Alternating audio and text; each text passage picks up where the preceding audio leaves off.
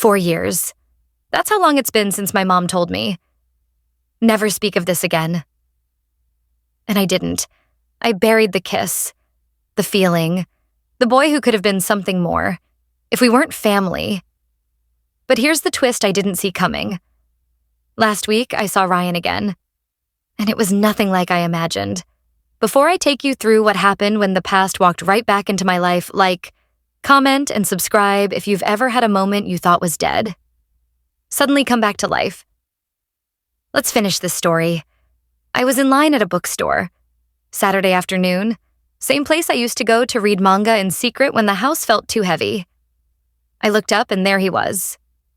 Ryan, 4 years older, taller, beard, new tattoo, but still him. Still my Ryan. He looked just as surprised. And then, after a second too long, he smiled. We didn't pretend. Didn't do the fake, "Wow, how have you been?" routine. We sat on the bench outside, coffee in hand, and for the first time in years, we talked. Not about that day. Not at first.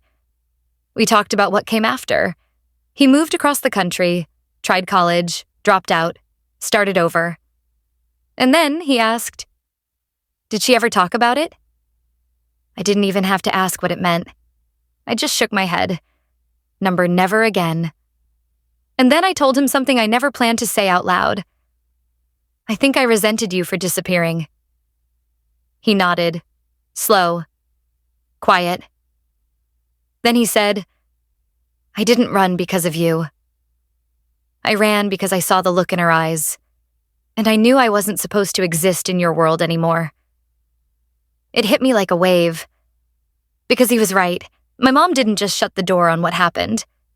She shut the door on him, and I stood on the inside, watching him leave, pretending I wasn't watching at all. He looked at me and said, I'm sorry. For kissing you. For loving you. For letting you go. And I laughed. Not because it was funny, but because it was the first time anyone had actually acknowledged that what we had mattered. Even if it was messy. Even if it was wrong. I told him, you were the only thing that ever felt honest in that house. We didn't kiss. We didn't talk about what ifs. We just sat there, two people who shared something they couldn't explain to anyone else, not then, not now. And when we stood up to say goodbye, he said, you were my almost. I'll never forget that. Neither will I. But here's the thing about almosts. They don't disappear. They become part of you. Quiet, permanent, real. So tell me this.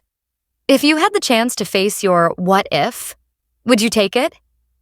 Or let it stay buried?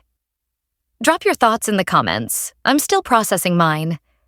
And if this story made you feel something you weren't ready for, like, comment, and subscribe for more true confessions that dig deep and stay there. This is Hidden Realms Reddit, where the past echoes, and the truth isn't always meant to stay silent.